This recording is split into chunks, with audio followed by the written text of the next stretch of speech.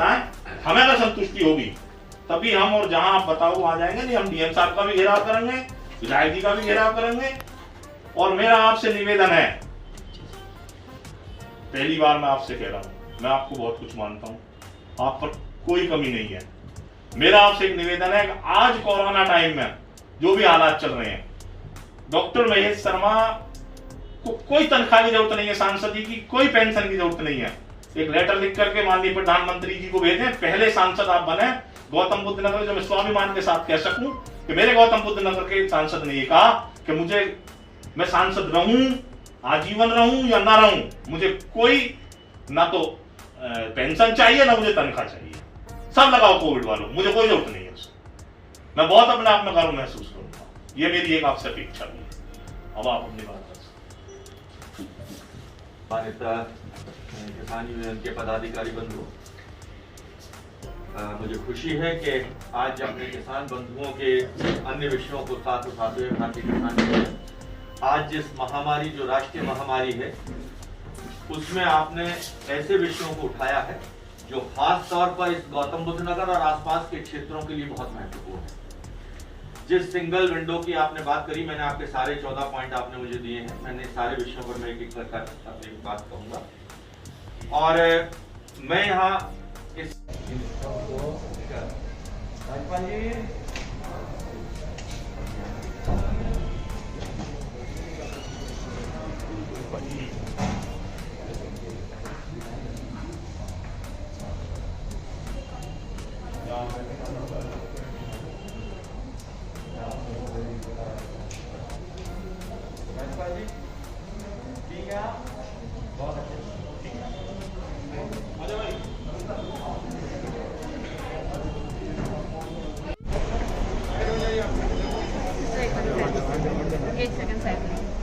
वायु आ रही है, वायु आ रही है, रिमूव कर्टेन, रिमूव कर्टेन।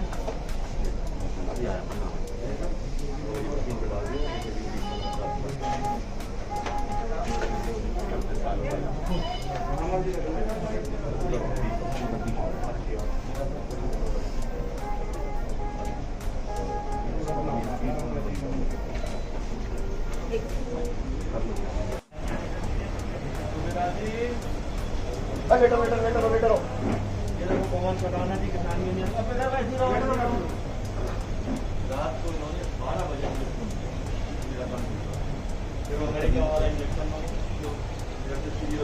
रात को 1 बजे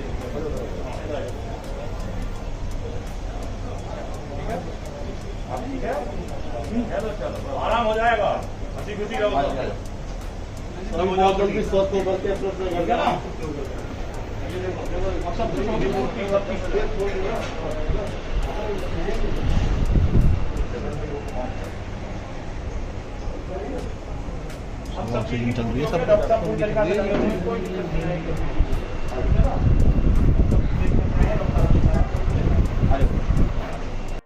देखिए, आज मुझे खुशी हुई है कि जनप्रतिनिधि होने के नाते और चिकित्सक होने के नाते आज भारतीय किसान यूनियन टिकैत के अपने अध्यक्ष, क्षेत्रीय अध्यक्ष भाई पवन खटाना जी, भाई मित कसाना जी और उनके एक प्रतिनिधि मंडल के साथ आज भेंट हुई और उन्होंने कुछ ऐसे विषयों पर मेरा ध्यान भी दिलाया कि जो यहाँ के किसान, जो यहाँ के लोकल लोग उस परेशानी को जी रहे हैं।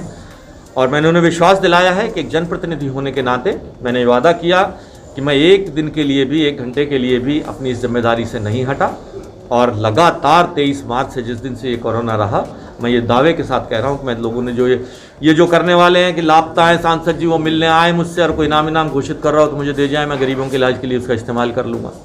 ये कहना कि 33 बेड हमने खाली करा लिए, ये भाषण देने वाले, राजनीति करने वाले लोग हैं, वो अपना करते हैं। मुझे अपनी जिम्मेदारी, भाई पवन जी ने जो विषय उठाए हैं, मैंने उनसे विश्वास दिलाया है, वादा किया है कि ना मैं इससे पीछे हटा हूँ।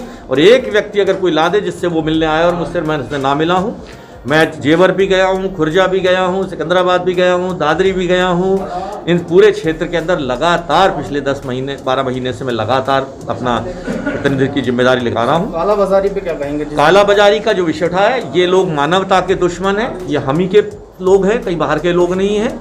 इनके खिलाफ मैंने ये जिम्मेदारी बल्कि पवन खटाना जी को और उनकी टीम को दी है कि जो भी लोग ऐसे हों उनको तुरंत पकड़कर पुलिस के हवाले करें। और ऐसे लोगों में मैं समझता हूँ किसान यूनियन भी अपना एक बहुत बड़ा रोल, क्योंकि इनका बृहद संपर्क है। और ऐसे लोग जो भी कोई कर रहे हों, और एक मैंने उनको संज्ञान में लाएं, शासन प्रशासन की संज्ञान में लाएं, हमारे संज्ञान में लाएं। और दूसरा विषय मैंने एक विश्वास और दिलाया कि कुछ विषय, देखिए ऑक्सीजन की कंट्रोल मेरे हाथ में नहीं है, अभी हमारी रिक्वायरमेंट जितनी चाहिए उसका लगभग 50% हम पूरा कर पा रहे हैं।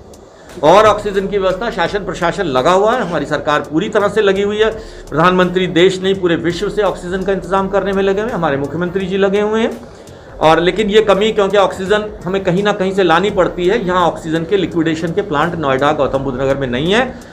हमारी एक विषम परिस्थिति है, खासतौर पर पश्चिमी उत्तर प्रदेश, नोएडा, मेरठ, गाजियाबाद की, कि दिल्ली के लोग, दिल्ली है राजधानी है, कहीं मीडिया, कहीं सुप्रीम कोर्ट, हाई कोर्ट के माध्यम से गैस ट्रेनें मिल जाती हैं।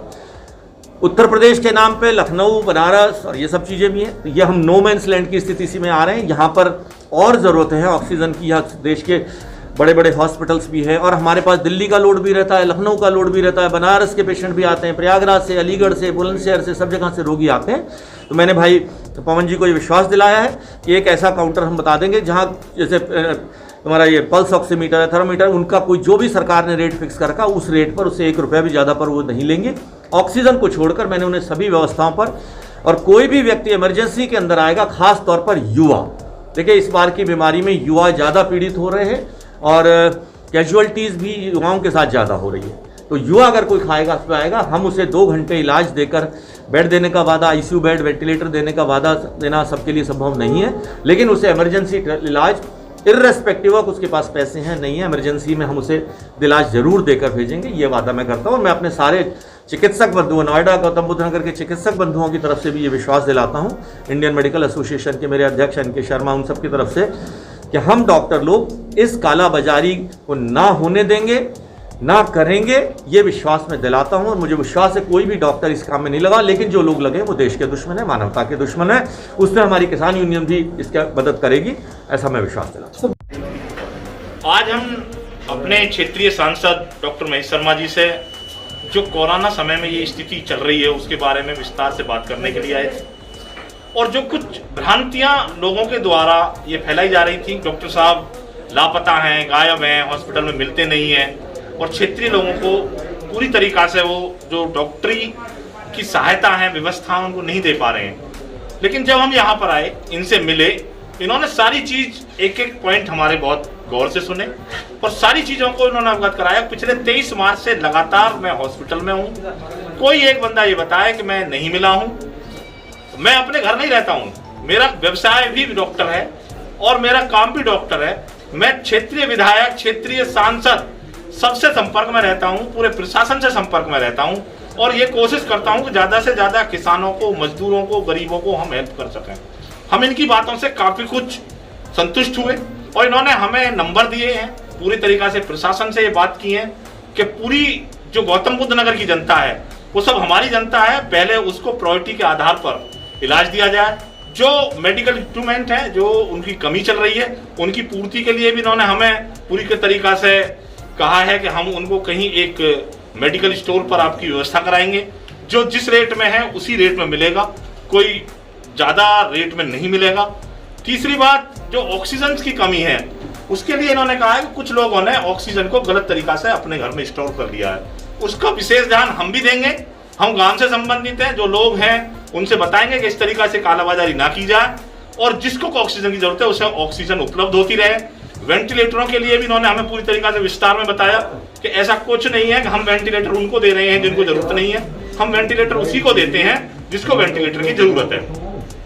आज हमने जो बात की है वो गौतम बुद्ध नगर की बात की है, और गौतम बुद्ध नगर की बात करने पर हमें ये संतुष्टि मिली है कि हमारे क्षेत्रीय सांसद बहुत अच्छी तरीका से काम कर रहे हैं, और आगे भी इन्होंने हमें आश्वस्त किया है कि कोई भी अगर दिक्कत होगी, मैं पूरी तरीका से रोड पर हूँ, हॉस्पिटल में हूँ।